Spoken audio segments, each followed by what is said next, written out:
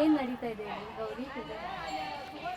ನಮಗೆಲ್ಲ ಗೊತ್ತಿರಂಗೆ ಕರ್ನಾಟಕದ ಗ್ರೇಟ್ ರಾಣಿ ಕಿತ್ತೂರು ಚೆನ್ನಮ್ಮ ಅವರು ಏನಿದ್ದಾರೆ ಅವರ 200 ವರ್ಷದ ಶತಮಾನೋತ್ಸವನ ಆಚರಿಸ್ತಾ ಇದ್ದಾರೆ ಇಲ್ಲಿ. ಸೊ ಆ ಸಂದರ್ಭದಲ್ಲಿ ನಾವು ಇಲ್ಲಿ ಇಡೀ ಕರ್ನಾಟಕದಾದ್ಯಂತ ಇರುವಂಥ ಎಲ್ಲ ಮಹಿಳೆಯರು ಬಂದಿದ್ದೀವಿ. ನಮಗೆ ಗೊತ್ತಿರಬೇಕು, ಕಿತ್ತೂರು ಚೆನ್ನಮ್ಮ ಅಂದರೆ ರಾಣಿ ಅನ್ನೋದು ಒಂದು ಕಡೆ ಪಕ್ಕಕ್ಕಿಟ್ಟರೂ ಕೂಡ ಅವರು ಈ ದೇಶದ ಸ್ವಾತಂತ್ರ್ಯಕ್ಕೋಸ್ಕರ, ಬಿಡುಗಡೆಗೋಸ್ಕರ, ಫ್ರೀಡಮ್ಗೋಸ್ಕರ ಬ್ರಿಟಿಷರ ವಿರುದ್ಧ ದೊಡ್ಡ ಮಟ್ಟದಲ್ಲಿ, ಸಾಮ್ರಾಜ್ಯಶಾಹಿನ ವಿರುದ್ಧ ದೊಡ್ಡ ಮಟ್ಟದ ದಂಗೆ ಇದ್ದಂಥ ರಾಣಿ. ನಮಗೆ ಯಾವಾಗಲೂ ಕೂಡ ಈ ಥರ ಬ್ರಿಟಿಷರ ವಿರುದ್ಧ ಹೋರಾಟ ಮಾಡಿದವರು ಅಂದ ತಕ್ಷಣ ಗಂಡಸರು ಮಾತ್ರ ನೆನಪು ಬರ್ತಾರೆ. ಯುದ್ಧ ಇದೆಲ್ಲ ಮಾಡೋದು ಅಂತಂದರೆ ಗಂಡಸರು ಅನ್ನೋ ಥರ. ಬಟ್ ಕಿತ್ತೂರು ರಾಣಿ ಚೆನ್ನಮ್ಮ, ಸಂಗೊಳ್ಳಿ ರಾಯಣ್ಣ ಇವರೆಲ್ಲರೂ ಕೂಡ ತುಂಬ ಅವ್ರಿಗೆ ದೊಡ್ಡ ಕನಸಿತ್ತು. ಅಂದರೆ ಸಾಮ್ರಾಜ್ಯಶಾಹಿ ವಿರುದ್ಧದ ಕನಸು, ನಮ್ಮ ದೇಶ ಬಿಡುಗಡೆ ಆಗಬೇಕು ಅನ್ನುವಂಥ ಕನಸು, ದೇಶದ ಸ್ವತಂತ್ರ ಏನು ಅನ್ನುವಂಥದ್ದು, ಆ ಫ್ರೀಡಮ್ನ ಅವರು ಗೊತ್ತಿತ್ತು ಅವ್ರ ಫ್ರೀಡಮ್ ಏನು ಅನ್ನೋದು. ಸೊ ಹಂಗಾಗಿ ಅದರ ವಿರುದ್ಧ ಹೋರಾಟ ಮಾಡಿದಂಥ ಭಾರತದ ಸುಮಾರು ಜನ ಮಹಿಳೆಯರಿದ್ದಾರೆ. ರಾಣಿಯಾಗಿ ಆ ಸೆಡ್ಡು ಹೊಡೆದಿದ್ದೀಯಲ್ಲ, ಅದು ತುಂಬ ದೊಡ್ಡ ಇತಿಹಾಸ ಮಹಿಳೆಯರದು. ಹಂಗಾಗಿ ನಾವು ಮಹಿಳೆಯರು ಅಂದ ತಕ್ಷಣವೇ ರಾಣಿಯರು ಮಾತ್ರ ಅಲ್ಲದೆ ಅವ್ರು, ಯಾಕೆಂದರೆ ಕೋಮಲ ಕೈಗಳು ಮಹಿಳೆಯರು, ರಾಣಿಯರು ಅಂದ್ರೆ ಕೋಮಲ ಅಂಗಿಯರು ಅನ್ನೋ ಥರ ಚಿತ್ರಿಸ್ತಾರೆ. ಅದಲ್ಲದೆ ಅವರು ಅಷ್ಟು ದೊಡ್ಡ ವಸಾಹತು ವಿರುದ್ಧ ಹೋರಾಟ ಮಾಡಿ ಜಯಿಸಿದಂಥ ಮಹಿಳೆ. ಹಾಗಾಗಿ ಇವತ್ತು ಅವ್ರ ನೆನಪಿನಲ್ಲಿ 200 ವರ್ಷ ಸಂದರ್ಭದಲ್ಲಿ ನಾವು ಇಡೀ ಕರ್ನಾಟಕದಂತೆ ಮಹಿಳೆಯರು ಬಂದು ನಾವು ಸೆಲೆಬ್ರೇಟ್ ಮಾಡ್ತಾ ಇದ್ವಿ. ಇವತ್ತು ಕೂಡ ಅದೇ ಸಂದರ್ಭ ಇದೆ ನಮಗೆ. ಯಾಕೆಂದರೆ ಅವತ್ತು ಕರಿಯರು ಬಿಳಿಯರ ವಿರುದ್ಧ ಹೋರಾಟ ಮಾಡಬೇಕಾಗಿ ಬಂತು. ಈಗಲೂ ಕೂಡ ಅದೇ ಥರದ ಒಂದು ರೈಟ್ ವಿಂಗ್ ಪಾಲಿಟಿಕ್ಸಲ್ಲೇ ನಾವಿದ್ದೀವಿ. ನಮಗೆ ಗೊತ್ತೇ ಇದೆ, ಮಹಿಳೆಯರು ಅಂದರೆ ಇಷ್ಟು ಮಕ್ಕಳು ನಡಿಬೇಕು, ಮಹಿಳೆಯರಂದರೆ ಈ ಥರ ಬಟ್ಟೆ ಹಾಕೋಬೇಕು, ಮಹಿಳೆಯರಂದರೆ ಹೀಗಿರಬೇಕು ಆಗಿರಬೇಕು ಅನ್ನುವಂಥ ಒಂದು ನಿರ್ಧಾರಿತ ಈ ಪುರುಷ ಕೇಂದ್ರಿತ ಆಲೋಚನೆ ಏನಿದೆ, ಮಹಿಳೆಯರು ಹೀಗೆ ಇರಬೇಕು ಅನ್ನುವಂಥ, ಅದರ ವಿರುದ್ಧ ನಾವು ಸೊಲ್ಲೆತ್ತಬೇಕು, ಅದರ ವಿರುದ್ಧ ನಾವು ಧ್ವನಿಗೂಡಿಸ್ಬೇಕಂದ್ರೆ ಈ ಥರದ ಮಹಿಳೆಯರ ಗ್ಯಾದರಿಂಗ್ ನಮಗೆ ಭಾಳ ಇಂಪಾರ್ಟೆಂಟು. ಅವತ್ತು ಕಿತ್ತೂರು ರಾಣಿ ಚೆನ್ನಮ್ಮ ಏನು ವಸಾಹತು ವಿರುದ್ಧ ಹೋರಾಟ ಮಾಡಿದ್ರು, ಇವತ್ತು ಭಾರತ ಭಿನ್ನವಾಗಿಲ್ಲ ಅನ್ನೋದ ಕಾರಣಕ್ಕೆ ನಾವೆಲ್ಲರೂ ಸಂಘಟಿತರಾಗಿ ಹೋರಾಟವನ್ನು ಮಾಡಬೇಕಿದೆ. ಅದು ನಮ್ಮ ಇವತ್ತಿನ ಹೇಮ್. ಹಾಗಾಗಿ ನಾವೆಲ್ಲರೂ ಕೂಡ ಇಲ್ಲಿ ಬಂದಿದ್ದೀವಿ. ಸೊ ಮಲ್ಲಿಗೆ, ಇದು ಇವತ್ತು ಬಂದವರು ಮಹಿಳೆಯವರು ಬೇರೆ ಬೇರೆ ಸೋಷಿಯಲ್ ಮೂವ್ಮೆಂಟ್ಸ್ ಅಂತಲ್ಲ, ಕ್ಲಾಸಿಕಲ್ ಪಾಲಿಟಿಕ್ಸ್, ಅದ್ರ ಬಗ್ಗೆ ಸ್ವಲ್ಪ ಹೇಳಿ. ಮತ್ತು ಇವತ್ತು ನಿಮ್ಮ ಅದು ಡೆಕ್ಲರೇಷನ್ ಬಗ್ಗೆ ಸ್ವಲ್ಪ ಹೇಳಿ. ಇವತ್ತು ಬಂದ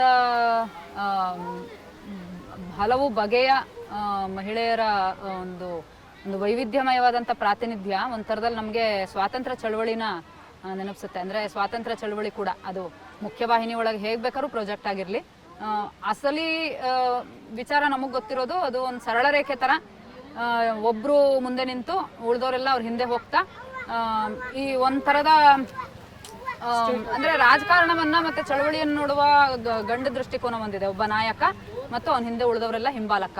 ಸೊ ಅದಲ್ಲದಂತ ಒಂದು ಚಳವಳಿ ಆಗಿತ್ತು ಸ್ವಾತಂತ್ರ್ಯ ಚಳವಳಿ ಅನ್ನೋದು. ಅಂದ್ರೆ ಇದ್ರೊಳಗಡೆ ಏನೇನೆಲ್ಲ ಥರದಲ್ಲಿ ಜನ ಪಾಲ್ಗೊಳ್ಳೋಕೆ ಸಾಧ್ಯನೋ ಅಷ್ಟೆಲ್ಲ ಕ್ರಿಯೇಟಿವ್ ವಿಧಾನಗಳಲ್ಲಿ ಜನ ಅದ್ರೊಳಗಡೆ ಪಾಲ್ಗೊಂಡಿದ್ದಾರೆ. ಕಿತ್ತೂರು ಚೆನ್ನಮ್ಮ ಅಥವಾ ಈ ಥರದ ರಾಣಿಯರನ್ನು ನೋಡಿದ್ರೆ ಏನ್ ಹೇಳ್ತಾರೆ ಅಂದ್ರೆ, ಕಿತ್ತೂರು ಬಂಡಾಯ ಭಾರತದ 2ನೇ ಮಹಿಳಾ ನಾಯಕತ್ವದ ಅತಿ ದೊಡ್ಡ ಬಂಡಾಯ ಅಂತ. ಮೊದಲನೇದು ತಮಿಳುನಾಡಿನ ರಾಣಿ ವೇಲು ನಚ್ಚಿಯಾರ್ ಮತ್ತು ಮೊದಲ ಭಾರತದ ಮಹಿಳಾ ಹುತಾತ್ಮೆ ದಲಿತ ವೀರಾಂಗನೆ ಕುಯ್ಲಿ ಅವರ ಬಂಡಾಯ ಮೊದಲನೇದು ಅಂತ ಹೇಳ್ತಾರೆ. ಅಂದ್ರೆ ಇದೆಲ್ಲದರ ಆಚೆಗೂ ಈ ನಮಗ್ ಸಿಕ್ಕಿರೋ ಇತಿಹಾಸದ ಆಚೆ ಇನ್ನೂ ಬೇಕಾದಷ್ಟು ಇರಬಹುದು. ಬಟ್ ಅಟ್ಲೀಸ್ಟ್ ಕಿತ್ತೂರು ಬಂಡಾಯ ಭಾರತದ ಸ್ವಾತಂತ್ರ್ಯ ಚಳವಳಿಯ ಒಂದು ಅತಿ ಮುಖ್ಯವಾದಂತ ದೊಡ್ಡ ಬಂಡಾಯ ಆಗಿತ್ತು. ಇದರ ಹೊರಗಿನ ಇತಿಹಾಸ ಬರೀ ಇದು ರಾಣಿ ತನ್ನ ರಾಜ್ಯಕ್ಕೋಸ್ಕರ ಬ್ರಿಟಿಷರ ವಿರುದ್ಧ ಇಷ್ಟು ಮಾತ್ರವೇ ಒಂದು ತುಂಬಾ ಸರಳ ರೇಖಾತ್ಮಕವಾಗಿ ಇದು ಇಲ್ಲೊಬ್ರು ಅಲ್ಲೊಬ್ರು ಒಂದು ಬೈನರಿಯನ್ನ ಅದು ಮಾತ್ರ ನೋಡುತ್ತೆ. ಆದ್ರೆ ವಾಸ್ತವ ಏನು ಅಂದ್ರೆ ಇಲ್ಲಿ ಇದನ್ನ ಬೆಂಬಲಿಸಿದಂತ ಜನ ಸಮುದಾಯ ಒಂದು ಬಹಳ ದೊಡ್ಡ ಟೈರನಿ ವಿರುದ್ಧ ಕೂಡ ಧ್ವನಿ ಎತ್ತದಂತವರೇ ಆಗಿದ್ರು ಅಂತ ಇವತ್ತಿನ ಸಭೆಯಲ್ಲೂ ಕೂಡ ಆ ವಿಚಾರ ಪ್ರಸ್ತಾಪಕ್ಕೆ ಬಂತು. ಇದರ ಮುಖ್ಯ ಸಂಘಟಕರಲ್ಲೊಬ್ಬರಾದಂತ ಹೋರಾಟಗಾರ್ತಿ ಶಬ್ನಮ್ ಹಶ್ಮಿ ಅವರು ಅದನ್ನು ಪ್ರಸ್ತಾಪ ಮಾಡಿದ್ರು. ಸಂಗೊಳ್ಳಿ ರಾಯಣ್ಣ ಕೇವಲ ಬ್ರಿಟಿಷರ ವಿರುದ್ಧ ಹೋರಾಟ ಮಾಡಿದ್ ಮಾತ್ರ ಅಲ್ಲ, ಈ ಪ್ರದೇಶದ ಸುತ್ತಲಿನ ಬಹಳ ದೊಡ್ಡ ಆಂಟಿ ಫ್ಯೂಡಲ್ ಹೋರಾಟಗಾರ ಆಗಿದ್ದ. ಫ್ಯೂಡಲಿಸಂ ವಿರುದ್ಧ ಒಂದು ಪಾಳೆಗಾರಿ ವ್ಯವಸ್ಥೆ ಏನಿತ್ತು, ದೊಡ್ಡ ಊಳಿಗಮಾನ್ಯ ವ್ಯವಸ್ಥೆ, ರೈತರನ್ನ ದಬ್ಬಾಳಿಕೆ ಮಾಡಿಕೊಂಡು ಮಹಿಳೆಯರನ್ನ ದಬ್ಬಾಳಿಕೆ ಮಾಡಿಕೊಂಡು ಯಾರೂ ಧ್ವನಿ ಎತ್ತಕ್ಕೆ ಬಿಡದೇ ಇದ್ದಂತ ವ್ಯವಸ್ಥೆ ವಿರುದ್ಧ ಕೂಡ ಬಂಡಾಯ ಎದ್ದಂತ ಬಂಡಾಯಗಾರನೂ ಆಗಿಯೂ ಅದೇ ಸಂದರ್ಭದಲ್ಲಿ ರಾಣಿ ಚೆನ್ನಮ್ಮಳ ಜೊತೆಗೆ ಸೇರಿ ಬ್ರಿಟಿಷರ ವಿರುದ್ಧ ಹೋರಾಟ ಮಾಡದಂತ ಹೋರಾಟಗಾರನಾಗಿವೆ. ಸೊ ಈ ರೀತಿಯಲ್ಲಿ ಚೆನ್ನಮ್ಮ ಯಾವ ಥರದಲ್ಲಿ ನಮಗೆ ಒಂದು ವೈವಿಧ್ಯಮಯವಾದ ಹೋರಾಟದ ಪ್ರತಿರೂಪವಾಗಿ ಕಾಣಿಸ್ತಾರೆ, ಅದೇ ರೀತಿ ಒಳಗಡೆ ಇವತ್ತಿನ ಕಾರ್ಯಕ್ರಮ ಕೂಡ ನಮ್ಗೆ ಅಷ್ಟೇ ವೈವಿಧ್ಯಮಯವಾದಂಥ ಒಂದು ಇದಾಗಿ ಕಾಣುತ್ತೆ. ಇದರಲ್ಲಿ ಭಾಷೆ ತಗೊಂಡ್ರೆ ಮರಾಠಿ ಮಾತಾಡುವ ಕಾಶ್ಮೀರದಿಂದ ಹಿಡ್ಕೊಂಡು ತಮಿಳುನಾಡಿನ ತನಕ ಎಲ್ಲ ಭಾಷೆ ಮಾತಾಡುವಂಥ, ಕನ್ನಡದ, ಮರಾಠಿ ಭಾಷೆ ಮಾತಾಡುವ, ತಮಿಳು ಮಾತಾಡುವ, ತೆಲುಗು ಮಾತಾಡುವ ಎಲ್ಲ ಪ್ರದೇಶಗಳ ಮಹಿಳೆಯರು ಇದರಲ್ಲಿ ಸೇರ್ಕೊಂಡಿದ್ರು. ದಲಿತ ಮಹಿಳೆಯರು, ಅಲ್ಪಸಂಖ್ಯಾತ ಸಮುದಾಯಗಳಿಗೆ ಸೇರಿದಂಥ ಮಹಿಳೆಯರು, ಮುಸ್ಲಿಂ ಮತ್ತು ಕ್ರಿಶ್ಚಿಯನ್ ಮತ್ತು ಇನ್ನಿತರ ಅಲ್ಪಸಂಖ್ಯಾತ ಮಹಿಳಾ ಸಂಘಟನೆಗಳಿಂದ, ಹಲವು ಬಗೆಯ ಸ್ತ್ರೀ ಶಕ್ತಿ ಸ್ವಸಹಾಯದ ಗುಂಪುಗಳಿಂದ, ಅಂದರೆ ಸಣ್ಣದಾಗಿ ತಮ್ಮಷ್ಟಕ್ಕೆ ತಾವೇ ಸಣ್ಣ ಒಂದು ಸೇವಿಂಗ್ಸ್ ಮಾಡ್ತಾ ಜೊತೆಗೂಡಿದಂಥ ಹೆಣ್ಣು ಮಕ್ಕಳು ಆ ವ್ಯಾಪ್ತಿಯನ್ನು ದಾಟಿ ಇನ್ನು ಇದಕ್ಕಿಂತ ಹೇಗೆ ನಾವು ಸಮಾಜದ ಜೊತೆಗೆ ಗುರುತಿಸ್ಕೊಳ್ಬಹುದು ಅಂತೇಳಿ ಅವ್ರು ಮಾಡ್ತಿರುವಂಥ ಪ್ರಯತ್ನ, ಅವ್ರು ತಮ್ಮ ಬೌಂಡರಿಗಳನ್ನ ದಾಟೋದಕ್ಕೆ ನಡೆಸ್ತಿರುವಂಥ ಆ ಪ್ರಯತ್ನವಾಗಿ ಅವರು ಬಹಳಷ್ಟು ದೊಡ್ಡ ಸಂಖ್ಯೆಯಲ್ಲಿ ಇಲ್ಲಿವತ್ತು ಸೇರ್ಕೊಂಡಿದ್ರು. ಈ ಭಾಗದಲ್ಲಿ ತುಂಬಾ ವ್ಯಾಪಕವಾಗಿರುವಂತಹ ಹೆಣ್ಣು ಭ್ರೂಣ ಹತ್ಯೆ ವಿರುದ್ಧ ಮತ್ತೆ ಹೆಣ್ಣು ಮಕ್ಕಳನ್ನ ಮದುವೆ ಹೆಸರಿನಲ್ಲಿ ಮಾರಾಟ ಮಾಡುವಂತ ಪದ್ಧತಿ ವಿರುದ್ಧ ಹೋರಾಟ ಮಾಡ್ತಾ ಇರ್ತಕ್ಕಂಥ ಮಹಿಳಾ ಸಂಘಟನೆಗಳು ಇವತ್ತು ಇಲ್ಲಿದ್ರು. ಅಂಗನವಾಡಿ, ಆಶಾ ಮುಂತಾಗಿ ಯೋಜನೆಗಳಲ್ಲಿ, ಸ್ಕೀಮ್ಗಳಲ್ಲಿ ಕೆಲಸ ಮಾಡುವಂತ ಕಾರ್ಮಿಕ ಮಹಿಳೆಯರಿದ್ರು. ಬಗೆಯ ಸಾಮಾಜಿಕ ಚಳುವಳಿಗಳಿದ್ವು, ಮಾನವ ಹಕ್ಕು ಚಳುವಳಿಗಳು, ಮಹಿಳಾ ಹಕ್ಕುಗಳ ಚಳುವಳಿಗಳು, ಎಲ್ಲ ರಾಜ್ಯದ ಎಲ್ಲ ಭಾಗಗಳಿಂದ ಇವತ್ತು ಇಲ್ಲಿ ಮಹಿಳಾ ಹೋರಾಟಗಾರ್ತಿಯರಿದ್ರು. ಕರ್ನಾಟಕ ರಾಜ್ಯ ಮಹಿಳಾ ದೌರ್ಜನ್ಯ ವಿರೋಧಿ ಒಕ್ಕೂಟ ಒಂದು ಬಹಳ ದೊಡ್ಡ ಅಂಬ್ರೆಲ್ಲಾ ಆರ್ಗನೈಸೇಷನ್ ಆಗಿ ಕರ್ನಾಟಕದಲ್ಲಿ ಮಹಿಳಾ ಸಂಘಟನೆಗಳ ಆರ್ಗನೈಸೇಷನ್ ಆಗಿದೆ. ಅದರ ಪ್ರತಿನಿಧಿಗಳು ಕೂಡ ಇಲ್ಲಿ ಬಹಳಷ್ಟು ಜನ ಇದ್ರು. ನಿಮ್ಗೆ ನೋಡಿದ್ರೆ ಅಕಾಡೆಮಿಷಿಯನ್ಸು ಸಿಗ್ತಾರೆ, ಇದರಲ್ಲಿ ಆಕ್ಟಿವಿಸ್ಟು ಸಿಗ್ತಾರೆ, ಮಹಿಳೆಯರು ಸಿಗ್ತಾರೆ, ಸೆಲ್ಫ್ ಹೆಲ್ಪ್ ಗ್ರೂಪ್ಗಳನ್ನು ನಡೆಸ್ತಿರುವಂಥ ಬಹಳ ಡೈನಾಮಿಕ್ ಆದಂಥ ಗ್ರಾಮೀಣ ಹೆಣ್ಣುಮಕ್ಕಳು ಸಾಕಷ್ಟು ಸಂಖ್ಯೆಯಲ್ಲಿ ಸಿಗ್ತಾರೆ. ಈ ಥರದ ಒಂದು ಬಗೆಯ ಹೆಣ್ಣು ಮಕ್ಕಳಿಗೆ ಇವತ್ತು ಇದೊಂದು ವೇದಿಕೆಯಾಗಿತ್ತು. ಹಾಗಾಗಿ ಗೌರಿ ಹೇಳಿದಂಥ ಈ ಒಂದು ಹೋರಾಟದ ವಿಚಾರ ಏನಿದೆಯೋ, ಇವತ್ತು ನಮ್ಮನ್ನ ಮೊದಲೇ ಬಹಳ ಕಷ್ಟದಲ್ಲಿದ್ದಂಥ ಸಮಾಜ ನಮ್ಮದು, ಅದರಲ್ಲಿ ನಮ್ಮನ್ನು ಇನ್ನಷ್ಟು ಒಂದು 100 ವರ್ಷ 80 ವರ್ಷ ಹಿಂದೆ ಕೆಳ್ಕೊಂಡು ಹೋಗಿರುವಂಥ ಈ 10 ವರ್ಷಗಳ ಆಡಳಿತ ಏನಿದೆ, ಇದರ ವಿರುದ್ಧ ಧ್ವನಿ ಎತ್ತೋದು ಕೂಡ ಹೀಗೇನೆ. ಅದು ಬರೀ ಒಂದು ಸರಳ ರೇಖೆಯ ಥರದ ಕೆಲಸ ಅಲ್ಲ. ಇದರಲ್ಲಿ ಮಹಿಳೆಯರ ಧ್ವನಿ ಯಾಕೆ ಬಹಳ ಮುಖ್ಯ ಅನ್ನೋದಕ್ಕೆ ಇವತ್ತಿನ ಸಮಾವೇಶ ಕೂಡ ಬಹಳ ಒಂದು ಅತಿ ಮುಖ್ಯವಾದಂಥ ಒಂದು ಉದಾಹರಣೆ ಅಂತ ನನಗನ್ಸುತ್ತೆ.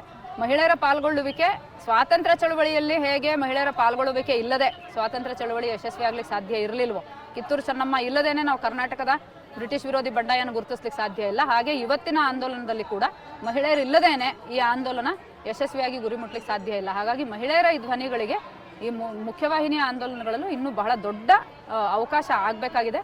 ಸೊ ಅದನ್ನ ಇವತ್ತಿನ ಇದು ಪ್ರತಿಬಿಂಬಿಸುತ್ತೆ ಅಂತ ನನಗನ್ಸುತ್ತೆ. ಸೊ ಡಿಕ್ಲರೇಷನ್ ಕೂಡ ನಮ್ಗೆ ಅದೇ ಹೇಳುತ್ತೆ. ಹಲ್ಲಾ ಬೋಲ್ ಅನ್ನುವಂತ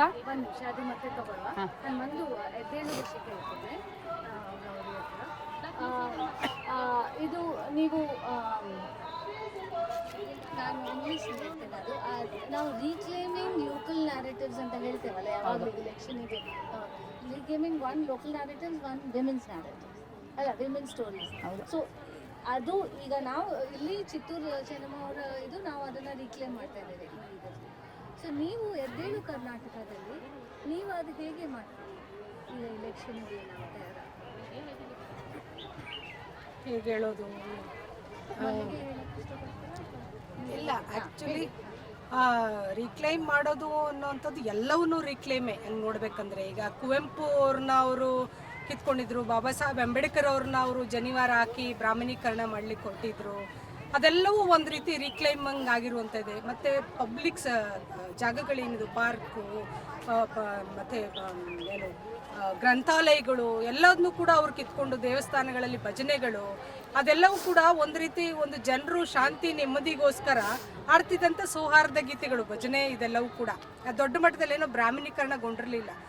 ಅದನ್ನೆಲ್ಲವೂ ಕೂಡ ಒಂದು ರೀತಿಯಲ್ಲಿ ರೀಕ್ಲೈಮ್ ಮಾಡ್ತಾನೆ ಇದ್ವಿ. ಜನಪದ ಹಾಡುಗಳಿದ್ದಾವೆ, ಅದನ್ನೆಲ್ಲನೂ ಕೂಡ ಇವರು ಬೇರೆ ಥರ ಮಾಡಿ ಹಾಡ್ತಿದ್ದಾರೆ. ಹಂಗಾಗಿ ಈಗ ಪ್ರತಿಯೊಂದು ಈಗ ನಾವು ಎದ್ದೇಳು ಕರ್ನಾಟಕ ಅಂತಂದರೆ ಮುಖ್ಯವಾಗಿ ಜನರ ಹಕ್ಕುಗಳನ್ನ ರೀಕ್ಲೈಮ್ ಮಾಡೋದು ಅನ್ನುವಂಥದ್ದೇ ಅದರ ಮೂಲ ಆಶಯದಲ್ಲಿರೋದು. ಹಾಗಾಗಿನೇ ನಮಗೆ ಬಸವಣ್ಣ ಇರ್ಬೋದು, 12ನೇ ಶತಮಾನದ ಬಸವಣ್ಣ ಅವರು ಚಳುವಳಿ, ಕಾಯಕವೇ ಕೈಲಾಸ ಚಳುವಳಿ, ಅದು ದೊಡ್ಡ ಮಟ್ಟದಲ್ಲಿ ಅಲ್ಲಿನ ಜನರನ್ನ ಸೇರಿಸಿ ದೊಡ್ಡ ಮಟ್ಟದ ಹೋರಾಟ ಹಣಿನೆರೆಸುವಂಥದ್ದು. ಅಲ್ಲಿ ಸಾಮಾನ್ಯ ಮಹಿಳೆಯರು ಕೂಡ, ಸೂಳೆ ಸಂಕವ್ವ ಇರ್ಬೋದು, ಈ ಥರದ್ದು ಎಲ್ಲ ಹೆಣ್ಣು ಮಕ್ಕಳು ಕೂಡ, ಅಕ್ಕ ಮಹಾದೇವಿ, ಈ ಥರದವರೆಲ್ಲರೂ ದೊಡ್ಡ ಮಟ್ಟದಲ್ಲಿ ಯಾರು ನಾಯಕರಿದ್ರು ಅವ್ರಿಗೆ ಚಾಲೆಂಜ್ ಆಗಿ ಅವರು ಬರೆದು ಹಾಡನ್ನು ಆಡ್ತಿದ್ದಂಥದ್ದು, ಸಣ್ಣ ಸಣ್ಣ ಪದ್ಯಗಳನ್ನು ಬರೀತಿದ್ದಂಥದ್ದು. ಆ ಪದ್ಯಗಳಲ್ಲಿ ಒಂದು ಪ್ರತಿರೋಧದ, ಒಂದು ಪುರುಷ ಕೇಂದ್ರಿತ ಆಲೋಚನೆಯನ್ನು ಪಚಕ್ಕಂತ ಮುಖಕ್ಕೆ ಕೊಡೆಯೋ ಥರದ ಒಂದು ಆಲೋಚನೆಗಳು, ಪ್ರಶ್ನೆಗಳು ಇರ್ತಿತ್ತು. ಈಗ ರೀಕ್ಲೈಮಿಂಗ್ ಇದು ಎಲ್ಲವೂ ಕೂಡ ನಾವೀಗ ಎದ್ದೇಳು ಕರ್ನಾಟಕದಲ್ಲಿ ಮಾಡ್ತಿರೋದು ಅಕ್ಷರಶಃ ರೀಕ್ಲೈಮಿಂಗ್ ಇದೇನೆ. ಹಾಗಾಗಿ ಇದು ಭಾಳ ಇಂಪಾರ್ಟೆಂಟ್ ಅನಿಸುತ್ತೆ. ರೈಟ್ಸ್ ಅಂತ ಮಾತಾಡೋದಾದ್ರೆ ಯಾರು ರೈಟ್ಸ್ ಮಾತಾಡ್ತೀವಿ? ನಾವು ದಲಿತರ ರೈಟ್ಸ್ ಮಾತಾಡ್ತಿದ್ದೀವಿ, ಮಹಿಳೆಯರ ರೈಟ್ಸ್ ಮಾತಾಡ್ತಿದ್ದೀವಿ, ಎಲ್ಲ ಸಮುದಾಯಕ್ಕೂ ಇರುವಂಥ ಹಕ್ಕುಗಳ ಬಗ್ಗೆ ಮಾತಾಡ್ತಿದ್ದೀವಿ. ಅದು ರಿಕ್ಲೈಮಿಂಗ್ ಅಲ್ವಾ. ಹಾಗೆ ಮತ್ತು ಪೌರ ಕಾರ್ಮಿಕರ ಹಕ್ಕುಗಳ ಬಗ್ಗೆ ಮಾತಾಡ್ತಾ ಇದ್ದೀವಿ. ಅವರು ಇವ ದೇಶಕ್ಕೆ ಡಾಕ್ಟರ್ಗಳ ಥರ ಕೆಲಸ ಮಾಡ್ತಿದ್ದಾರೆ ಪೌರ ಕಾರ್ಮಿಕರು. ಯಾವುದೇ ಕಾರಣಕ್ಕೂ ಕೂಡ ಈಗ ಹಿಂದೆ ಇದ್ದಂಥ ಸರ್ಕಾರ ಅವ್ರ ಮನುಷ್ಯರು ಅಂತಾನೆ ಕನ್ಸಿಡರ್ ಮಾಡಿರಲಿಲ್ಲ. ಆ ಹಕ್ಕುಗಳು ದೊಡ್ಡ ಮಟ್ಟದಲ್ಲಿ ಉಯಿಲೆಪ್ಸಿದ್ರಿಂದ ಇವತ್ತು ಅವ್ರಿಗೆ ಪರ್ಮನೆಂಟ್ ಆಗಿದೆ. ದೊಡ್ಡ ದೊಡ್ಡ ಹೋರಾಟಗಳಾಗಿ ಇದರಿಂದ ಪರ್ಮನೆಂಟ್ ಆಗಿದೆ. ಹಾಗಾಗಿ ಈ ಥರದ ಧ್ವನಿ ಇಲ್ಲದವರ ಧ್ವನಿಯನ್ನು ಕೂಡ ರೀಕ್ಲೈಮ್ ಮಾಡೋದು ಕೂಡ ಅಗೇನ್ ನಾವು ಸಂವಿಧಾನವನ್ನು ರೀಕ್ಲೈಮ್ ಮಾಡುವಂಥದ್ದಕ್ಕೆ ಲಿಂಕ್ ಮಾಡಬೇಕು. ಹಾಗಾಗಿ ಎದ್ದೇಳು ಕರ್ನಾಟಕ ಖಂಡಿತ ಪ್ರತಿಯೊಂದು ಹಕ್ಕನ್ನು ಮತ್ತು ದಮನಿಸಿರುವಂಥ ಧ್ವನಿಯನ್ನು ರೀಕ್ಲೈಮ್ ಮಾಡುವಂಥದ್ದೇ ಆಗಿದೆ. ಹಾಗಾಗಿ ಇವತ್ತು ಭಾಳ ಮುಖ್ಯವಾಗಿ ಅದನ್ನು ಮಾಡ್ತಾ ಇದ್ದೇವೆ ಅಂತ ಹೇಳಿ. ನರೇಟಿವ್ಸ್ ಭಾಗಕ್ಕೆ ಒಂದು ಇಂಟ್ರೆಸ್ಟಿಂಗ್ ಆಗಿರುವಂಥ ಇದನ್ನು ಸೇರಿಸಬಹುದು. ರೀಸೆಂಟ್ಲಿ ರಾಮ ಮಂದಿರದ ಇದರ ಜೊತೆಗೆ ಒಂದು ತುಂಬ ಮೇಲ್ ಶಾವಿನಿಸ್ಟಿಕ್ ಒಂದು ಇದನ್ನು ಪ್ರೊಜೆಕ್ಟ್ ಮಾಡಲಾಯಿತು. ಇಡೀ ದೇಶದಲ್ಲಿ ಇದೊಂದೇ ನರೇಟಿವ್ ಮಾತ್ರವೇ ಇದೆಯೇನೋ ಅನ್ನುವಂಥ ರೀತಿಯಲ್ಲಿ ಅದನ್ನೊಂಥರ ಕಾರ್ಪೆಟ್ ನರೇಟಿವ್ ಆಗಿ ಅದನ್ನು ಇದು ಮಾಡುವಂಥ ಪ್ರಯತ್ನ ಮಾಡಿದ್ರು. ಇದೇ ಜಿಲ್ಲೆ ಒಳಗಡೆ, ಬೆಳಗಾವಿ ಜಿಲ್ಲೆ ಒಳಗಡೆ ಒಂದು ಮಹಿಳಾ ಸಮಾವೇಶ ನಡೀತು. ಹಿಂದಿನ ದಿವಸ ರಾಮ ಮಂದಿರ ಉದ್ಘಾಟನೆ ಆಯಿತು. ಅದರ ಮಾರನೇ ದಿವಸ ಒಂದು ಮಹಿಳಾ ಸಮಾವೇಶ ನಡೀತು. ಬಸವಣ್ಣನ ಅಕ್ಕಮಹಾದೇವಿಯ ಮತ್ತು ಸಾವಿರಾರು ಜನ, ಸುಳೆ ಸಂಕವೆ, ಆಯ್ದ ಕಿಲಕ್ಕಮ್ಮ, ಈ ಥರದ ನೂರಾರು ಜನ ವಚನಕಾರ್ತಿಯರೇನಿದ್ರು ಅವರ ಪರಂಪರೆಯಿಂದ ಬಂದಂಥ ಆ ಚಳುವಳಿಯಲ್ಲಿ ನಂಬಿಕೆ ಇಟ್ಟಂಥ ಎಲ್ಲ ಮಹಿಳೆಯರು ಬೆಳಗಾವಿ ಜಿಲ್ಲೆಯಲ್ಲಿ ಒಂದು ಸಮಾವೇಶ ಮಾಡಿದ್ರು. ಭಾಳ ಸ್ಪಷ್ಟವಾದಂಥ ಒಂದು ಪ್ರಶ್ನೆನ ಕೇಳಿದ್ರು. ನಮಗೆ ನಮ್ಮ ಈ ಚಳುವಳಿ ವಚನ ಕ್ರಾಂತಿ ನಮಗೆ ಕೌಟುಂಬಿಕ ಹಿಂಸೆಯಿಂದ ಹೊರಬರಲು ಬಯಸುವಂಥ ಹೆಣ್ಣು ಮಕ್ಕಳಿಗೆ ಬಿಡುಗಡೆಯ ದಾರಿ ತೋರಿಸಿರುವಂಥ ಚಳುವಳಿ. ನಿನ್ನ ಬಂಧನವನ್ನೆಲ್ಲವನ್ನ ನೀನು ಕಳಚ್ಕೊಂಡು ಬರ್ಲಿಕ್ಕೆ ಸಾಧ್ಯ ಅನ್ನುವಂಥದ್ದು, ಅದು ಬಟ್ಟೆ ಅನ್ನುವಂಥ ಒಂದು ವಾಚ್ಯವಾದಂಥ ರೀತಿಯಲ್ಲಿ ಇದ್ರೂ ಅಥವಾ ಅದನ್ನು ಒಂದು ಆನುಭಾವಿಕವಾದಂಥ ರೀತಿಯಲ್ಲಿ ನೋಡಿದ್ರು ಎಲ್ಲ ಥರದ ಬಂಧನಗಳನ್ನ ಕಳಚ್ಕೊಂಡು ಮಹಿಳೆ ಕೂಡ ಬಿಡುಗಡೆ ಹಾದಿಯಲ್ಲಿ ನಡೀಲಿಕ್ಕೆ ಎಲ್ಲರಷ್ಟೇ ಸಮರ್ಥಳು ಅಂತ ತೋರಿಸಿರುವಂಥ ಒಂದು ಚಳುವಳಿ ನಮಗೆ ಈ ನೆಲದಲ್ಲಿ ಇರಬೇಕಾದ್ರೆ ನಾವು ಯಾಕೆ ಹೆಂಡತಿಯ ಶೀಲವನ್ನು ಶಂಕಿಸಿ ಕಾಡಿಗಟ್ಟದವನನ್ನು ನಮ್ಮ ಆದರ್ಶ ಪುರುಷ ಅಂತ ನಾವು ಯಾಕೆ ಒಪ್ತೀವಿ? ನಾವು ಒಪ್ಪೋದಿಲ್ಲ ಇದನ್ನ ಅನ್ನುವಂಥ ಒಂದು ಗಟ್ಟಿಯಾದಂಥ ಪ್ರಶ್ನೆನ ಈ ನೆಲದ ಹೆಣ್ಮಕ್ಳು ಎತ್ತಿದ್ರು. ಸಾವಿರಾರು ಜನ ಅವತ್ತು ಆ ಸಮಾವೇಶದಲ್ಲಿ ಸೇರಿದ್ರು. ಇವು ತಳಮಟ್ಟದಿಂದ ಆ ಥರದ ಕಾರ್ಪೆಟ್ ನರೇಟಿವ್ಗೆ ಹುಟ್ಟುತ್ತಿರುವಂಥ ಪ್ರತಿರೋಧಗಳಿವು. ಮತ್ತು ಇವು ಮಹಿಳೆಯರ ಧ್ವನಿಗಳು. ಇದು ವೆರಿ ಇಂಟ್ರೆಸ್ಟಿಂಗ್ ಫ್ಯಾಕ್ಟ್ ಏನಂದರೆ ಇದರೊಳಗಡೆ ಇವು ಮಹಿಳೆಯರ ಧ್ವನಿಗಳು. ಆ ರಾಮ ಮಂದಿರದ ಮಾರನೇ ದಿವಸ ಇನ್ಯಾವ ರೀತಿಯ ಬೆಳವಣಿಗೆನೂ ನಡೆದಿಲ್ಲ. ಮಹಿಳೆಯರು ಸೇರಿದ್ರು ಮತ್ತು ಅವರಿಗೆ ಬಹಳ ನ್ಯಾಯಯುತವಾದಂಥ ಪ್ರಶ್ನೆ ಎತ್ತಿದ್ರು. ನಮಗೆ ಯಾಕೆ ಅವನ ಆದರ್ಶ ಪುರುಷ ಆಗ್ತಾನೆ? ಯಾವ ಹೆಣ್ಣು ಮಕ್ಕಳು ಬಿಡುಗಡೆ ಕಡೆಗೆ ನಮ್ಮನ್ನು ಕರ್ಕೊಂಡ್ಬಂದಿದ್ದಾರೋ ಅವ್ರು ನಮಗೆ ಆದರ್ಶಗಳಾಗ್ತಾರೆ. ಅವರನ್ನು ಬೆಂಬಲಿಸಿದಂಥ ಪುರುಷರು ನಮಗೆ ನಮ್ಮ ಸಹೋದರರಾಗ್ತಾರೆ. ಅಲ್ಲಮ್ಮ ಪ್ರಭು ಆಗಲಿ, ಬಸವಣ್ಣ ಆಗಲಿ, ಅಥವಾ ನೂರಾರು ಜನ ವಚನಕಾರರೇನಿದ್ರು ಇವರಲ್ಲ ಅನ್ನುವಂಥದ್ದು. ಈ ಥರದ ಬಗೆಯ ನರೇಟಿವ್ಗಳು ಇಡೀ ನಾಡಿನಾದ್ಯಂತ ಹರಡ್ಕೊಂಡಿದ್ದಾವೆ. ಅದನ್ನು ನಮ್ಮ ಪ್ರತಿಯೊಂದು ಸ್ಥಳಕ್ಕೆ ನಾವು ಹೋದರೆ ಅದನ್ನು ಪಿಕ್ ಮಾಡ್ಲಿಕ್ಕೆ ಸಾಧ್ಯ ಇದೆ. ಇದನ್ನು ಮೈಸೂರು ಭಾಗಕ್ಕೆ ನೀವು ಬಂದರೆ ಮಲೆಮಹದೇಶ್ವರ ಅಥವಾ ಮಂಟೆಸ್ವಾಮಿಯ ಇದರೊಳಗಡೆ ಈ ಥರದ ಏನು ಆ ಸ್ಥಳೀಯ ಜನಪದ ಕಥೆಗಳೇನಿದ್ದಾವೆ, ಒಂದು ಅವೈದಿಕ ಪರಂಪರೆಗಳೇನಿದ್ದಾವೆ, ಇದರಲ್ಲಿ ನಮಗೆ ಇಂಥ ನೂರಾರು ಬಗೆಯ ನರೇಟಿವ್ಗಳು ಸಿಗ್ತವೆ. ಹಾಗಾಗಿ ಎದ್ದೇಳು ಕರ್ನಾಟಕದ ಪ್ರಯತ್ನ ಕೂಡ ಖಂಡಿತ ಯಾವ ಕಾರಣಕ್ಕೂ ಅದು ಅವರು ಒಂದು ಮುಖವನ್ನು ತೋರಿಸಿ one phase one nation one election ಅನ್ನುವಂಥದ್ದು ಒಂದನ್ನು ಅವರು ಪುಷ್ ಮಾಡೋಕ್ಕೆ ಪ್ರಯತ್ನ ಪಟ್ಟರೆ, ಒಂದು ರಿಲಿಜನ್ ಒಂದು ಲ್ಯಾಂಗ್ವೇಜ್ ಮಾಡೋದಕ್ಕೆ ಪ್ರಯತ್ನ ಪಟ್ಟರೆ ನಾವು ಖಂಡಿತ ಅದನ್ನು ಯಾವ ಕಾರಣಕ್ಕೂ ಒನ್ನಾಗಿ ನಾವು ಪರಿಭಾವಿಸೋದಕ್ಕೆ ಪ್ರಯತ್ನ ಪಡೋದೇ ಇಲ್ಲ. ನಾವು ಯಾವತ್ತಿದ್ರೂ ಹೆಚ್ಚಿನ ಜನ ನಾವು multiple, we are not one, we are multiple. ನಾವು ಒಂದಾಗಿದ್ದೀವಿ ಅಂತಂದರೆ ಅದರ ಅರ್ಥ ನಾವು ಇವೆಲ್ಲವೂ ಆಗಿದ್ದು ಕೂಡ ಒಂದಾಗಿದ್ದೀವಿ ಅಂತ. ನಾವು ಒಂದು ಭಾಷೆ ಅಲ್ಲ, ನಾವು ನೂರಾರು ಭಾಷೆ ಮಾತಾಡೋರಾಗಿದ್ದೀವಿ. ನಾವು ಒಂದು ಜಾತಿ ಅಲ್ಲ, ನಾವು ಸಾವಿರಾರು ಜಾತಿಗಳಿಗೆ ಸೇರಿದಂಥವರಾಗಿದ್ದೀವಿ. ಅಥವಾ ಲಕ್ಷಾಂತರ ಬಗೆಯ ಸಿದ್ಧಾಂತಗಳನ್ನು ಒಪ್ಪುವಂಥವರಾಗಿರ್ಬೋದು, ಬೇರೆ ಬೇರೆ ತತ್ವ ಪಂಥಗಳಿಗೆ ಸೇರಿದವರಾಗಿರ್ಬೋದು. ಅದೆಲ್ಲದರ ಆಚೆ ಕೂಡ ನಾವು ಒಂದಾಗಿದ್ದೀವಿ. ಯಾಕಂದರೆ ನಮ್ಮನ್ನು ಬೆಸಿತಾ ಇರುವಂಥದ್ದು ಮಾನವೀಯತೆ ಮತ್ತು ಸಂವಿಧಾನ ನಮ್ಮ ಮುಂದಿಟ್ಟಿರುವಂಥ ಎಲ್ಲ ಬಗೆಯ ಮಾನವೀಯ ಮೌಲ್ಯಗಳು.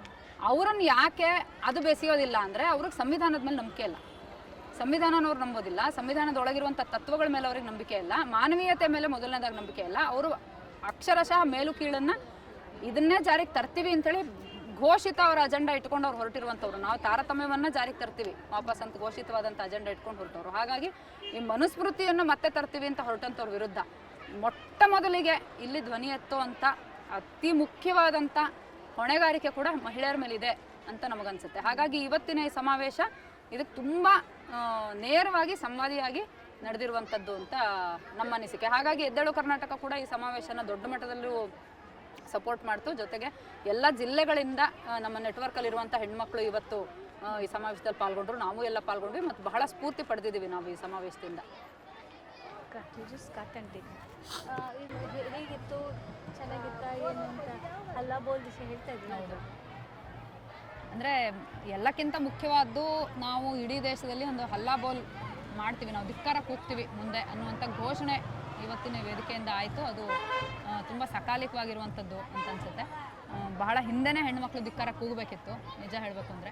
ಈಗಾದರೂ ಧಿಕ್ಕಾರ ಕೂಗ್ತೀವಿ ಅನ್ನುವಂಥ ನಿರ್ಧಾರ ಮಾಡ್ತಾ ಇರೋದು ಬಹಳ ಮುಖ್ಯವಾದಂಥ ವಿಚಾರ. ಆದರೆ ಅದೇ ಸಂದರ್ಭದಲ್ಲಿ ಇದಕ್ಕೆ ತುಂಬ ಚಾಲೆಂಜಸ್ ಕೂಡ ಇದೆ.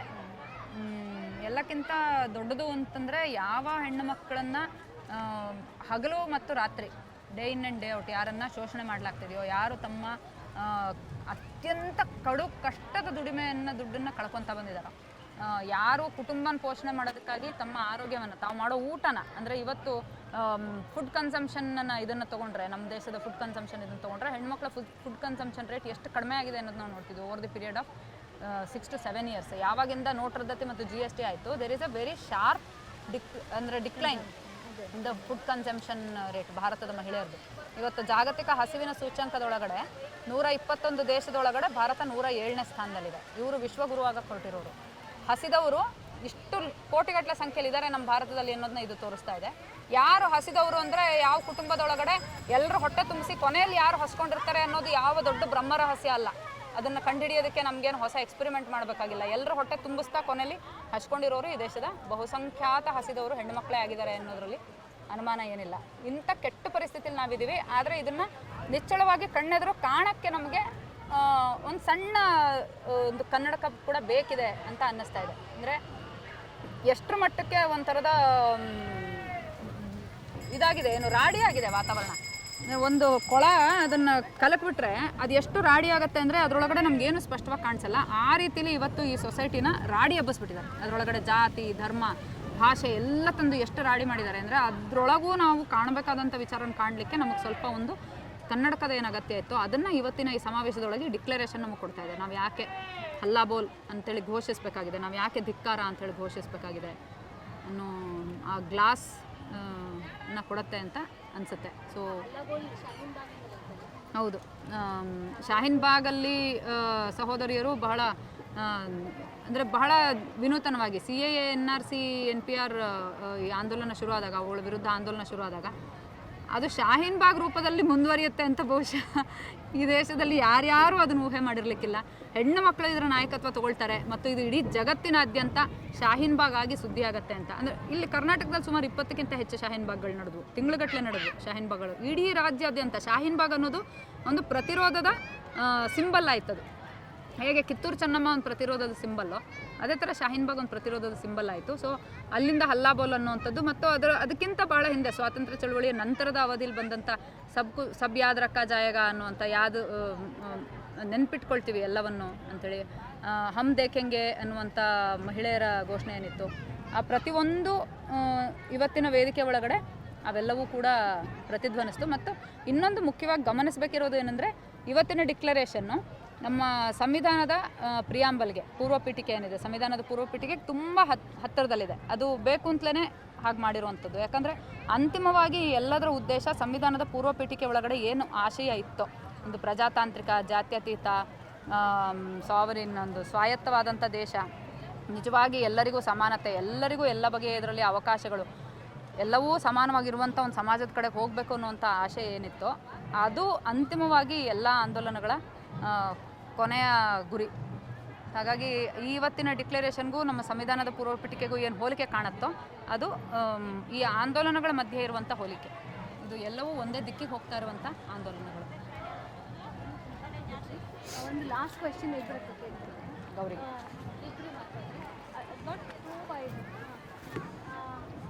ಇಲ್ಲ, ನಿಮಗೆ ಈಗ ಎಲೆಕ್ಷನ್ಸ್ ಬರ್ತಲ್ಲ, ಅದರ ಬಗ್ಗೆ ಏನು ಅಭಿಪ್ರಾಯ? ಅಂದರೆ ನೀವು ಹೋಪ್ಫುಲ್ ಇದ್ದೀರಾ ಅಥವಾ ಇದು ಇದಾಗ್ತಾ, ಹೆದರಿಕೆ ಆಗ್ತಾ, ಭಯ ಆಗ್ತಾ, ಏನಾಗ್ತದೆ ಅಂತ? ಅದ್ರ ಬಗ್ಗೆ ನೀವೇನು? ಇಲ್ಲ, ನಾನಂತೂ ಫುಲ್ ಹೋಪಲ್ಲಿದ್ದೀನಿ. ಎಲ್ಲ ರೈಟ್ ವಿಂಗ್ನವ್ರು ಮನೆಗೆ ಹೋಗ್ತಾರೆ, ಎಲ್ಲ ಫುಲ್ ಹೋಪಲ್ಲಿ ಹಾಗೆ ಆಗಲಿ ಅಂತ ಬಯಸ್ತೀವಿ. ಒಂದು ಇದು ನಾನು ಹೇಳೋದ್ರಲ್ಲೂ ಒಂದು ಸ್ಟ್ರಾಂಗ್ ಇದೇನಂತಂದರೆ, ಗ್ರೌಂಡ್ ರಿಯಾಲಿಟಿ ತೊಗೊಳ್ಳೋದಾದರೆ ಏನು ಬೇಸಿಕ್ ನೀಡ್ಸ್ ಇತ್ತಲ್ಲ ಜನರಿಗೆ, ಆ ಯಾವ ನೀಡನ್ನು ಕೂಡ ಇವ್ರು ಫುಲ್ಫಿಲ್ ಮಾಡಿದ್ದಾರೆ. ಶಿಕ್ಷಣ ನೋಡಿ ಎಲ್ಲ ಕಿತ್ಕೊಂಡೋಗಿದೆ, ಬಾಲ್ಯ ವಿವಾಹ ಹೆಚ್ಚಾಗಿದೆ, ಹಂಗರ್ ಇಂಡೆಕ್ಸ್ ಈಗ ಮೊದಲಿಗೆ ಹೇಳಿದ್ರು ಎಷ್ಟಾಗಿದೆ ಸೂಚ್ಯಾಂಕ ಅಂತ. ಮತ್ತು ಇವತ್ತು ಹೆಣ್ಮಕ್ಳು ಶಿಕ್ಷಣದ ಇದನ್ನು ತೊಗೊಳ್ಳೋದಾದರೆ ಅದು ರೇಟು ಕೂಡ ತುಂಬ ಕೆಳಗಿಳಿದಿದೆ. ಆಫ್ಟರ್ ಕರೋನಾ ಇನ್ನೂ ಕಿತ್ಕೊಂಡೋಗಿದೆ. ಅದೆಲ್ಲದರ ಹೊಡೆತ ಬೀಳೋದು ಹೆಣ್ಮಕ್ಳ ಮೇಲೆ, ಅದು ನೇರವಾಗಿ ದಲಿತ ಹೆಣ್ಮಕ್ಳ ಮೇಲೆ, ಇನ್ನು ಗ್ರಾಸ್ ರೂಟ್ ಲೆವೆಲಲ್ಲಿ ಯಾರಿರ್ತಾರೆ ಅಂಥವ್ರ ಮೇಲೆ. ಮತ್ತು ಮುಸ್ಲಿಂ ಮಹಿಳೆಯರು ಅಫ್ಕೋರ್ಸ್ ಅವರು ಮೊದಲಿಂದನೂ ಈ ಥರ ಶಿಕ್ಷಣದಿಂದ ತುಂಬ ಹಿಂದುಳಿದಿರೋದ್ರಿಂದ ಅದೆಲ್ಲವೂ ಸೇರಿ ಇವ್ರುಗಳ ಮೇಲೆ ಹೊಡೆತ ಕೊಟ್ಟಿರೋದು. ಹಾಗಾಗಿ ಜನರು ನೋಡ್ತಾರೆ, ಏನೋ 2014ರಲ್ಲಿ ಏನೋ ದೇಶ ಬದಲಾವಣೆ ಆಗಿಬಿಡುತ್ತೆ, ಚಿನ್ನದ ರಸ್ತೆ ಆಗಿಬಿಡುತ್ತೆ, ಅದು ಇದು ಅಂತ ಏನು ಸುಳ್ಳುಗಳು ಬಿಟ್ರಲ್ಲ, ಪುಂಖಾನುಪುಂಖವಾಗಿ ಬಿಟ್ಟಂಥ ಈ ಬಂಡಲ್ಲು ಈ 10 ವರ್ಷದಲ್ಲಿ ನೋಡ್ತಾ ಬಂದಿದ್ದೀವಿ. ಯಾವುದೂ ಆಗಿಲ್ಲ ಅಷ್ಟೇ ಅಲ್ಲ, ಆಗಿದ್ರೆ ಅದು ನಮ್ಮ ಪುಣ್ಯ. ಇದ್ದಿದ್ದು ಭಾರತ ದೇಶದಲ್ಲಿ ಅಂತ ಎಲ್ಲ ಸಂಪತ್ತನ್ನು ಲೂಟಿ ಮಾಡಿದ್ದಾರೆ, ದೋಚ್ಕೊಂಡು ಹೋಗಿದ್ದಾರೆ, ಅಕ್ಷರ ಸಹ ಲೂಟ್. BSNL ಮಾರಿದ್ದಾರೆ, ರೈಲ್ವೆ ಮಾರಿದ್ದಾರೆ, ಎಲ್ಲ ನಾವು ಇದಕ್ಕೆ ಇವ್ರಿಗೆ ಹೋಗ್ತಾ ಇದೆ, ಅದಾನಿ ಅಂಬಾನಿ ಇಬ್ರಿಗೂ ಹೋಗ್ತಾ ಇದೆ. ಇಬ್ಬರು 4 ಜನ ಪಂಜಾಬಿಗಳು, ಗುಜರಾತಿಗಳು ಇವ್ರಿಗೆ ಹೋಗ್ತಾ ಇಬ್ಬರು ಮಾರ್ತಿದ್ದಾರೆ, ಇಬ್ಬರು ಕೊಂಡ್ಕೊಳ್ತಾ ಇದ್ದಾರೆ. ಅವ್ರದ್ದು ಹಣ ಇನ್ನೂ ಹೆಚ್ಚಾಗ್ತಿದೆ, ಬಡತನ ರೇಖೆ ಎಲ್ಲವೂ ಕಿತ್ಕೊಂಡು ಹೋಗ್ತಾ ಇದೆ. ಹಾಗಾಗಿ ಜನರು ಯಾರು ಖಂಡಿತ ಮೂರ್ಖರಲ್ಲ. ನಾನು ಕೇಳೋದಾದರೆ ಜನ ನಿರಂತರವಾಗಿ ಬದಲಾವಣೆಯನ್ನು ಬಯಸ್ತಾರೆ ಅಂತ ನಮಗನ್ಸುತ್ತೆ. ಹಾಗಾಗಿ ಆ ಬದಲಾವಣೆನೂ ಒಂದ್ಸತಿ ನೋಡಿದ್ರು. ಸೊ ಇವರು ಬದಲಾವಣೆ ಮಾಡಲಿಲ್ಲ, ಇವಾಗ ನೀವು ಮನೇಲಿ ಕೂತ್ಕೊಳ್ಳಿ ಅಂತ ಹೇಳುವಂಥ ಒಂದು ಸಂದರ್ಭ ಬಂದಿದೆ. ಒಂದು ಘೋಷಣೆ ಹೇಳ್ತಾರೆ, ಒಂದು ಸಾಮ್ರಾಜ್ಯಶಾಹಿ ಇದು ಬೆಳೀತಾ ತನ್ನ ಗುಂಡಿಯನ್ನು ತಾನೇ ತೋಡ್ಕೊಳ್ಳುತ್ತೆ ಅಂತ ಒಂದು ಕೊಟೇಶನ್ ಯಾರೋ ಕ್ಲಾಸಲ್ಲಿ ಕೇಳಿದ್ರು. ಆ ಥರ ಇವರು ತಮ್ಮ ಪಾಪದ ಕೊಡವನ್ನು ತುಂಬಿಸ್ಕೊಂಡಿದ್ದಾರೆ. ಹಾಗಾಗಿ ಯಾರು ಬಾಯಲ್ಲಿ ನೋಡಿದ್ರು ಇವತ್ತು ಏನು ಮಾಡಿದ್ದಾರೆ ಏನೂ ಮಾಡಿಲ್ಲ. ದೇಶ ನೋಡಿ, ಸಿಲಿಂಡರ್ ನೋಡಿ ಎಷ್ಟು ಇದು ಮಾಡ್ತಿದ್ದಾರೆ, ಮಂಗಗಳನ್ನ ಮಾಡ್ತಿದ್ದಾರೆ. ಹಾಗಾಗಿ ಎಲ್ಲ ಗ್ರೌಂಡ್ ರಿಯಾಲಿಟಿ ಬಗ್ಗೆ ಜನ ಮಾತಾಡ್ತಿದ್ದಾರೆ, ಸ್ಟೂಡೆಂಟ್ಸ್ ಮಾತಾಡ್ತಾ ಇದ್ದಾರೆ, ಮಹಿಳೆಯರು ಮಾತಾಡ್ತಾ ಇದ್ದಾರೆ. ಹಾಗಾಗಿ ಪ್ರತಿಯೊಂದು ಜನ ಸಮುದಾಯಕ್ಕೂ ಅದು ಅಫೆಕ್ಟ್ ಆಗ್ತಿದೆ, ಅಫೆಕ್ಟನ್ನು ಎಲ್ಲರೂ ಫೀಲ್ ಮಾಡ್ತಾ ಇದ್ದಾರೆ. ಹಾಗಾಗಿ ಅದಕ್ಕೆ ತಿರುಗಿಸಿ ನಮಗೆ ಕೊಡೋಕ್ಕೆ ಒಂದೇ ಇರೋದು ಅಂದರೆ ಚುನಾವಣೆ, ಓಟು ನಮ್ಗೆ ಕೊಟ್ಟಿರುವಂಥ ಹಕ್ಕು. ಹಾಗಾಗಿ ಈ ಸತಿ ಅದು ತಿರುಗಿಸಿ ಕೊಡುತ್ತೆ ಅಂತಲೇ ಅನಿಸುತ್ತೆ ನನಗೆ. ಮಣಿಪುರದಲ್ಲಿ ನೋಡಿ ಎಷ್ಟು ಹೆಣ್ಣುಮಕ್ಳ ಮೇಲೆ ಅತ್ಯಾಚಾರಗಳು ನಗ್ನವಾಗಿ ನಡೀತಿದೆ. ಅದಕ್ಕೆ ನಮ್ಮ ಪ್ರಧಾನಿಯವ್ರಿಗೆ ಹೋಗಿ ಒಂದು ಸಾಂತ್ವನದ ಮಾತಾಡುವಂಥ ಯಾವ ಕಟ್ಟೆಸಿಯೂ ಇಲ್ಲ. ದಿನೇ ಅತ್ಯಾಚಾರಗಳು ಹೆಚ್ಚಾಗ್ತಿದೆ, ಲಿಂಗ ತಾರತಮ್ಯಗಳು ಹೆಚ್ಚಾಗ್ತಿದೆ, ದಲಿತರ ಮೇಲಿನ ಅಟ್ರಾಸಿಟಿ ಹೆಚ್ಚಾಗ್ತಾ ಇದೆ. ಹೀಗೆ ಎಲ್ಲ ಸಮಸ್ಯೆಗಳನ್ನು ತಗೊಳ್ಳೋದಾದರೆ ಒಂದೇ ವಾಕ್ಯದಲ್ಲಿ ಹೇಳ್ಬೇಕಂದ್ರೆ ಇಷ್ಟು ವರ್ಷದಲ್ಲಿ ದುಪ್ಪಟ್ಟು ಅಲ್ಲ 4 ಪಟ್ಟು 5 ಪಟ್ಟು ಹೆಚ್ಚಾಗಿದೆ. ಹಾಗಾಗಿ ಇದರದ್ದು ಎಲ್ಲಾದರೂ ಉತ್ತರ ನೆಕ್ಸ್ಟು ಚುನಾವಣೆ ಕಾದು ನೋಡಬೇಕು. ನನಗಂತೂ ಫುಲ್ ಹೋಪ್ ಇದೆ, ಇವರು ರೈಟ್ ವಿಂಗ್ನವ್ರು ಮನೆಗೆ ಹೋಗ್ತಾರೆ ಅಂತ. ಆಮೇಲೆ ದೊಡ್ಡ ಚಾಲೆಂಜ್ ಇದೆ, ಅಷ್ಟು ಸುಲಭ ಅಲ್ಲ. ಯಾಕಂದರೆ ಮಾಡಿರುವಲ್ಲಂತ ಎಲ್ಲ ಗಬ್ಬುಗಳನ್ನ ಸರಿ ಮಾಡಬೇಕಂದ್ರೆ ಟೇಕ್ಸ್ ಟೈಮ್. ಹಾಗಾಗಿ ಹೋಪ್, ನಾವಂತೂ ಕೆಲಸ ಮಾಡ್ತಾ ಇದ್ದೀವಿ, ಅದಕ್ಕೆ ನಾವೆಲ್ಲರೂ ಸೇರ್ ಮಾಡ್ತಾ ಇದ್ದೀವಿ. ನಾವು ಮಾತ್ರ ಅಲ್ಲ, ಇಡೀ ಭಾರತದ ಜನತೆ ಅದ್ರ ವಿರುದ್ಧ ಇದ್ದಾರೆ, ಆ ಕೂಗಿನ ವಿರುದ್ಧ. ಹಾಗಾಗಿ ಹೋಪ್ ನೋಡ್ಬೇಕು. ಅಲ್ಲ, ಇದು it's only a matter of time ಅಂತ ಅಷ್ಟೇ ನನ್ಗನ್ಸುತ್ತೆ. ಸಾರಿ, ಒಂದು ನಿಮಿಷ.